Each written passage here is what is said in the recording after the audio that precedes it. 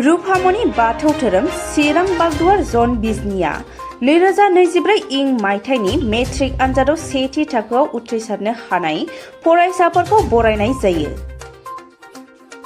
बे रुफामनि बाथौ धोरोमा चिरां बागदुवार जनाव गासै मोन 16 दालाइसा आफादफोर दं। बे दालाइसा आफादफोरनि सिङाव गासै सा 40 जन 2024 इं मायथाइनि मेट्रिक आनजादाव सेथि थाखोआव उथ्रिसारनो हानाय फरायसाफोरखौ पस्लाबारि दालाइसा आश्रम रुफामनि बाथौ धोरोमाव बरायनाय जायो। बे बरायनाय हाबाफारियाव चिरां जिल्ला एबसुनि आफादगिरि दिलीप कुमार बसुमतारी बिथाङा आलासि महरै नुजाफैयो। लोगोसे चिरां जिल्ला एबसुनि सोलोंथाइ नेहाथारि राजा बर', रांगिरि सन्तोष बसुमतारी आरो रुफामनि बाथौ धोरोम चिरां बागदुवार जननि आफादगिरि इन्द्र मोहन गयारी, बोसोनगिरि सन्तोष कुमार काक्लारि, रुफामनि बाथौ धोरोम चिरां बागदुवार जननि बिफागुरु आरो गोबां बिबानगिरिफोरजों लोगोसे दालाइसा आफादफोरनि दैदेनगिरि बिथांमोनहा बाहागो लायो। फैदो बिब्दिब्ला चिरां जिल्ला एबसुनि आफादगिरि दिलीप कुमार बसुमतारी आरो रुफामनि बाथौ धोरोम चिरां बागदुवार जन बिजनिनि आफादगिरि इन्द्र मोहन गयारी बिथांमोना मा फोरमायलांखो मिथिना लानि।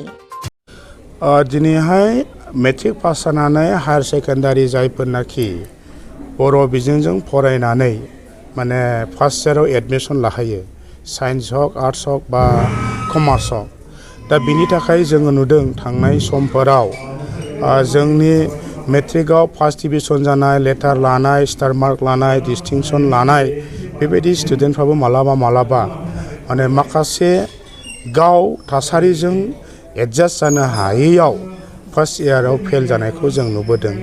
दा बाव खायसेया सिदा सिदियै बाथ्राखौ सानो जे जोङो बाहाय मिडियामनि थाखायनो जेंनाया जाबाय। जों बर' बिजोंजों क्लास 10 फरायनानै हायर सेकेन्डारियाव इंलिश बिजोंजों जों लिरनांबाय, फोरोंगिरिफ्रा एसामिसजों, फोरोंगिरिफ्रा इंलिशजों फोरोंबाय, लेखाफ्राबो इंलिशनि जाबाय। बेनिखायनो बर' बिजोंजों फरायनाय फरायसाफ्रा जोङो फेल जानायखौ नुदों बा फेल जानो गोनां जादों होननानै फरायसाफ्रा खायसे दाबि खालामो। नाथाय बे जोंनि थाखाय जुक्ति नङा। मानोना सासे फरायसाया फरायनायखौ गोजौ फारसे लांनो थाखाय, केरियारखौ दानो थाखाय बा साक्सेस जानो थाखाय बिजोङा कुनु पथे जेंना नङा। दिनै जों नुबाय बर' हारिनि गेजेराव जेसेबां फरायसाफ्रा बर' बिजों जागायनायनिफ्राय 1963 निफ्राय दिनै 61 बोसोर जाबाय। बेवहाय गोबां डक्टर, गोबां इन्जिनियार, गोबां अफिसारफोर, गोबां साक्सेस जानाय जोङो सुबुंफोर नुबाय। आरो बिथांमोननि फरायनायनि जि बिजोंनि जि बेकग्राउन्ड जों नायबाय, मेक्सिमामानो बर' बिजों बेकग्राउन्ड, बर' बिजों फरायनानै बिजों फैनाय। दा बेनिखायनो सोलोंथाइ लानायाव, साक्सेस जानायाव, पास जानायाव इंलिश बिजों, असमिया बिजों, बर' बिजोंनि खुनु बाहाय पार्थक्य गैया। जायखिजाया बिजोंजोंनो जोङो जाफुंसारनो हागोन।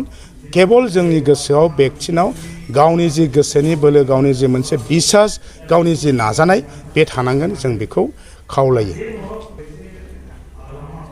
दिनैहाय थांनाय 2020-27 जानुवारियाव जे मोनसे थामथि बिटिआर एकर्ड जाबाय आरो बे बिटिआर एकर्डनि क्लसाव थानाय बायदियै जोंनि सोमावसारग्रा आफाद स्पेसियेलि एबसु आरो दानि गभर्नमेन्ट इउबिपिअ जे सरकारजों क्लसनि दफाफोरखौ मावफुंनांगौनि सत्ताव रायलायै बे थांनाय बोसोरनिफ्राय जोंनि हायार सेकेन्डारियाव जि एडुकेसन साइडआव ओइचएस फार्स्ट इयाराव आर्ट्स स्ट्रिमाव बर' बिजोङा इन्ट्रडिउस जाबाय। आरो बे हिसाबै दिनै जोंनि बर' फरायसाफ्रा थांनाय बोसोरनिफ्राय हायार सेकेन्डारि फार्स्ट इयारावबो बर'नि लिरनो, फरायनो, क्लास लानो दिनै मोनबाय। दा बे हिसाबै जोंनि बर' फरायसाफ्रा मोजाङैनो दिनै जायफोर गोसो दं, जायफोर इन्टारेस्टेड, बर' बिजोंखौ जाय फोथायो, बिसास खालामो, बिथांमोना बे बिजोंखौनो लानानै गोजौ सोलोंथाइखौ लानानै थांनो हागोन। आरो बेवहाय खायसे स्कुलाव नंगौ जिखिनि फरायसालिफोरखौ हाई स्कुलनिफ्राय दिनै आपग्रेडेसन खालामनानै higher secondary first year, second year दिनै मर्यादा होनाय जाबाय। दा बेवहाय नांगौ रोखोमनि जि फोरोंगिरि थानांगौ, फेकाल्टि थानांगौमोन साबजेक्ट वाइसै, दिनै बियो समजों लोगोसे नांगौ बायदि जायाखै। आरो बियो दिनै जागायजेननाया गोरलै अबस्था। एबसुआ बिनि सायाव, साहित्य सभाया बिनि सायाव सरकारजों रायलायबाय थादों आरो बियो थाबैनो जिखिनि जोंनो फेकाल्टि, जिखिनि डिपार्टमेन्टनि फोरोंगिरि नांगौ, साबजेक्ट टिचार नांगौ, बर' स्ट्रिम जायखौ इन्ट्रडिउस जादों बेहाय थाबैनो जानो थांगासिनो दङ। बियो निस्सय जोबफुंगोन। दा जोङो चिरां बागदुवार जन हिसाबै धोरोमारि बिथिंजोंबो जोङो सोलोंथाइ बिथिंखौ आबसुफोरजों लोगोसे बिथांमोना जेरै समाज दानायाव बाहागो लादों, जों धोरोमारि बिथिंथिंबो जोङो बेबायदिनो जोंनि बर' समाजनि सुबुंफोरखौ जाहाथे गाज्रि लामानिफ्राय एरायहोनो हायो आरो इयुनाव जोंनि बर'नि समाजनि मोजां मावलांनो हायो।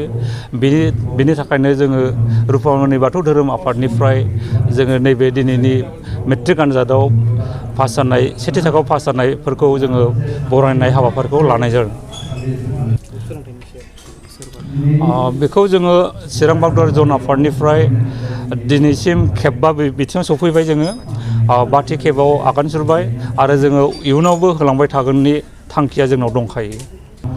धोरोम हिसाबै गिबियाव जोङो बर' हारिनि न'खराव जायफोरनाखि गेना गोरोन्थि गोनां दं बेखौ जोङो धोरोमारि बिथिंथिं जोङो फोसाबलांनायनि हाबाफारि दङ। बेजों लोगोसे जोङो जोंनि कालसारेल बिथिंखौबो जोङो फोसाबलांनो नाजानाय दङ जोंनि धोरोमारि हाबाफारिजों लोगोसे सोलोंथाइ बिथिं, गेलेमु हाबाफारि बायदि बायदि बिथिंखौबो जोङो धोरोमारि लाइनजों बेसेबां दूर सम्भब जोङो हागौ बेसेबांखौ नाजालांबाय थानाय जोंनाव थांखि दङ।